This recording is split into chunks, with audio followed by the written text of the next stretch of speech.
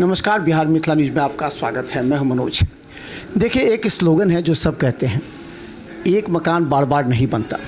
जब कोई अपनी ज़िंदगी भर की पूंजी कमाकर एक मकान बनाता है तो चाहता है वो मकान सॉलिड रहे। इसी तरह अगर आप अपने बच्चों के कैरियर निर्माण की बात करते हैं तो आपके लिए किसी भी संस्थान का चयन करना बहुत महत्वपूर्ण रखता है और उसका बच्चे का बेसिक कितना मजबूत होता है, सिर्फ पढ़ाई से नहीं बल्कि उसके कैरियर पूरी तरह स्थापित हो जाए, इसके लिए आपको चयन करना आवश्यकता है। क्योंकि बच्चे की नहीं बल्कि अभिभावक की जिम्मेवारी होती है कि वो बच्चे के निर्णय पर किस तरीक़ा से मुहर लगाता है। हम बता दें, रेडियंस क्लासेस में है और हमारे साथ डायरेक्टर हैं कैप्टन ए.के. झा।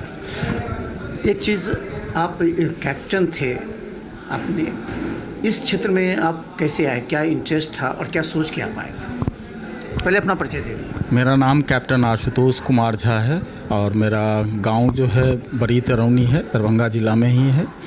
अभी दरभंगा में ही रहते हैं।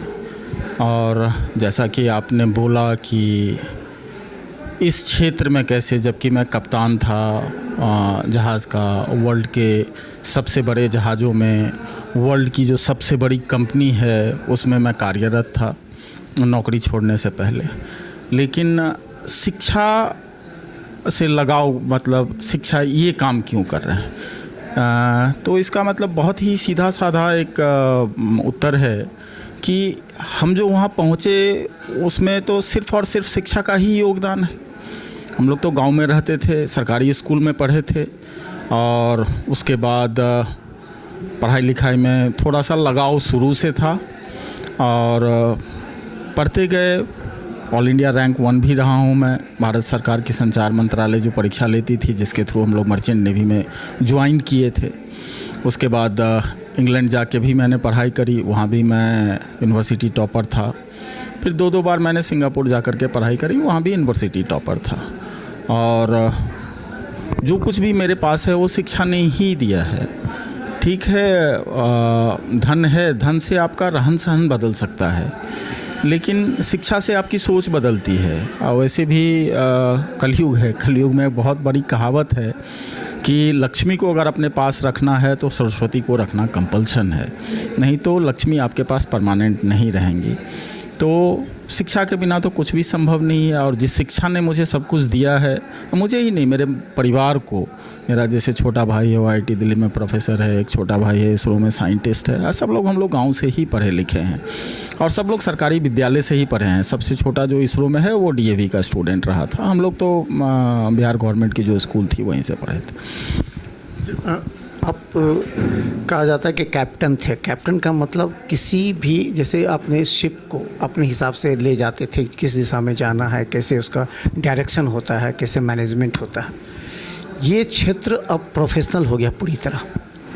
तो आप इतने छात्रों को लेकर के एक शिप पर सवार हैं, उसके कैरियर के लिए कितना सोचते हैं, कैसे सोचते हैं जो और सबसे अलग होगा? सबसे पहले जैसे आपने बोला कि जहाज़ के आप कैप्टन रहे हैं, एक चीज़ को एक जगह ले जाके चलना, तो सबसे पहले तो कैप्टन रहे हैं, हम जहाज़ के रहे हैं, समुद्र में हैं हम, वहाँ तो कोई रिसोर्सेज हमारे पास नहीं है। तो हमें जो ट्रेन किया जाता है, हमें हर चीज़ में ट्रेन किया जाता है। और ये अर्ली एज में लोग इसे ज्वाइन करते हैं, बहुत टेंडर एज में लेते हैं। जैसे डिफेंस फोर्सेस में भी बहुत टेंडर एज में ही लेते हैं कि उनको अपने हिसाब से वो तैयार कर सके। तो हमें मैनेजमेंट भी पढ़ाया गया है, हमें लॉ भी पढ़ाया गया है, हमें इंजीनियरिंग भी पढ़ाई गई है। मेरा सब्जेक्ट नॉटिकल साइंस रहा था, तो वो भी, मतलब हमें हर क्षेत्र में निपुण बनाया जाता है। और ये जो है शिक्षा से, मैंने पहले ही बोला कि शिक्षा तो हमारा कोर है।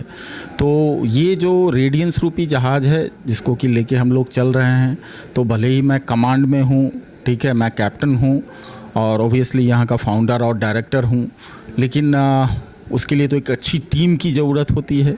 तो पहले तो हमने एक अच्छी टीम बिल्डअप करी है, मोस्टली जो, और एकेडमिक्स है तो एकेडमिक्स में टीम चाहिए, हर जगह हर तरह की टीम चाहिए होती है। लेकिन इसका जो बैकबोन है, इसकी जो रीढ़ की हड्डी होती है, इसके टीचर्स होते हैं, फैकल्टीज़ होते हैं। तो वेल एक्सपीरियंस्ड, बड़े बड़े संस्थानों से पढ़े हुए, जहाँ बच्चों को जाना है, IIT जाना है, मेडिसिन पढ़ने मेडिकल कॉलेज जाना है, तो डॉक्टर्स, IITians यहाँ पे पढ़ा रहे हैं। सबके पास, जितने भी हमारे पास टीचर हैं, क्योंकि एक्सपीरियंस एक बहुत बड़ा फैक्टर होता है, तो सबके पास मोर देन 10 ईयर्स का एक्सपीरियंस है। 10 साल, 15 साल, 20 साल के भी एक्सपीरियंस टीचर हमारे पास हैं। और सब लोग बड़े बड़े ब्रांड में पहले काम कर चुके हैं। सब लोग एक रिप्यूटेड इंस्टीट्यूट से पढ़ के आए हुए हैं, जैसे IIT मेडिकल कॉलेज। तो एक तो टीम वो हो गई कि हमारे पास बहुत ही बेहतर टीम है और वो हमारे गाइडेंस में काम कर रही है। मैं खुद ही रैंक 1 रहा हूँ, तो मुझे मालूम है कि रैंक 1 कैसे अचीव किया जाता है। इस बार भी हमारा जो JEE एडवांस का रिज़ल्ट निकला है, हमारे एक बच्चे ने पूरे भारतवर्ष में अपने कैटेगरी में 36वां रैंक हासिल किया है, राइट। तो इन सब चीज़ों को देखते हुए एकेडमिक टीम है जो कि बैकबोन है। हमारी मैनेजमेंट और एडमिन टीम भी जो है हाईली क्वालिफाइड टीम है। ऐसा नहीं है कि मैनेजमेंट का काम है, एडमिन का काम है तो किसी को भी रख लिए हैं। सब लोग हाईली पेड हैं, हाईली एडुकेटेड हैं, वेल एक्सपीरियंस्ड हैं। वो सारी चीज़ों को देख रहे हैं, सारी चीज़ों को मैनेज कर रहे हैं। फैकल्टी टीम के बारे में मैंने बोला ही। और ऑन टॉप ऑफ दैट हमारी एक बैक टीम है जो कि हमेशा अनवरत जो है हमारे संस्थान की मैनेजमेंट को और स्पेशली एकेडमिक्स को मॉनिटर करती है, जिसमें IIT के प्रोफेसर्स वगैरह हैं, मल्टीपल प्रोफेसर्स हैं, IAS हैं, IPS हैं, डॉक्टर्स हैं हाई लेवल के। तो वो बैक ऑफ द टीम, उसमें कुछ ऐसे भी लोग हैं जो आजकल के जो ब्रांड वाली कोचिंग संस्थान हैं उस कोचिंग संस्थान को लीड कर रहे हैं। अब मैं नाम नहीं लूँगा यहाँ पे मीडिया में कि किस कोचिंग संस्था, तो वैसे लोग भी हमारे पास जुड़े हुए हैं। खासकर हम आपको बता दें, दरभंगा में जितने कोचिंग, क्योंकि हम जानते हैं कि हम बेबाकी से बोलते हैं, 70% कोचिंग संस्थानों से ये खबरें आती हैं कि टीचर हर मंथ बदल जाते हैं। कहीं टीचर आए फिर तुरंत चले गए, या तो उन्हें पैसे की प्रॉब्लम हो गई, या फिर उनका गाइडलाइन अच्छा नहीं रहा। तो स्टूडेंट हमेशा कंप्लेन करते हैं कि हर मंथ टीचर बदल जाते हैं। बहुत से ऐसे संस्थान हैं, ये प्रैक्टिकली बात है। बहुत से हमने यहाँ पर बड़े बड़े बैनर कहने वाले हैं, वो लोग कहते हैं कि पता नहीं क्यों टीचर बदल जाते हैं। स्टूडेंट को एक सिलसिलेवार ढंग से पढ़ाने वाले हर मंथ टीचर बदलेंगे तो कैसे पढ़ाई होगी बच्चों की, कैसे उनका टारगेट पूरा होगा, गार्जियनों का विश्वास कैसे बढ़ेगा। ये ज़्यादातर कोचिंगों में देखा जाता है। देखिए, टीचर जो बदलते हैं, ये आजकल का जो ये कोचिंग इंडस्ट्री है, इसमें मतलब ये एक बहुत बड़ा फैक्टर बन के उभर रहा है और बहुत सारे बच्चे इसमें बर्बाद हो रहे हैं। मेरे ही पास एक बच्ची आई है जिसने स्कोर किया था CBSE बोर्ड में 99%। तो जो नॉर्मल गार्जियन हैं जिनको कुछ ज़्यादा मालूम नहीं है तो स्ट्रेट अवे कोटा हिट करते हैं। तो अब जैसे मुझे ही, मैं आज इस फील्ड से हूँ तो मुझे मालूम है, मुझे नहीं मालूम रहता ये सब चीज़, मैं इस फील्ड से नहीं रहता तो मैं भी अपनी बच्ची के लिए अगर अच्छा पढ़ रही होती तो बेहतर से बेहतर संस्थान में भेजता। तो आजकल कोचिंग के लिए बेहतर से बेहतर संस्थान लोगों के माइंडसेट में आ गया है कोटा, ठीक है। तो कोटा उस बच्चे को भेज दिया गया और वो बच्चे का एकेडमिक्स डैमेज हो गया बिकॉज कि 11th में उसको ठीक से परवरिश नहीं मिली, एकेडमिक परवरिश की मैं बात कर रहा हूँ, और 12th में उसके टीचर वगैरह सारे चेंज हो गए।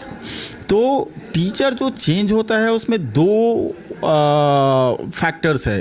एक तो फैक्टर है टीचर हिमसेल्फ, राइट, और दूसरा फैक्टर है संस्थान। तो टीचर जो फैक्टर है, वो टीचर, कोई भी जो इथिकल टीचर होगा ना, वो 20 सेशन में छोड़ के नहीं जाएगा, भले उसको कितना भी प्रॉब्लम है, क्योंकि वो गुरु है। और कोई भी जो इथिकल कोचिंग संस्थान होगी वो टीचर को नहीं निकालेगी अगर टीचर अच्छा है। ओबियसली टीचर अगर सही नहीं है तो उसको निकाल देगी। लेकिन आजकल क्या है कि जैसे बैचेस बनने लगे, अच्छे अच्छे टीचर को ले आए, बाद में फिर उनको निकाल दिए, फिर नॉर्मल टीचर रख लिए, चाहे टीचर का सैलरी नहीं दिए, ये नहीं किए, वो नहीं किए, ऐसी चीज़ें होती है। तो ये जो प्रॉब्लम होती है जहाँ पे एथिक्स का अभाव है, either it could be from the teacher side और it could be from the coaching institute side. तो एथिक्स का अभाव है, क्योंकि टीचर बदलने से एक ही आदमी है वो डैमेज हो रहा है, वो बच्चा डैमेज हो रहा है।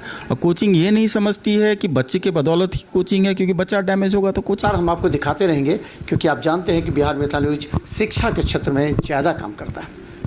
यूट्यूब में भी सर्च करें।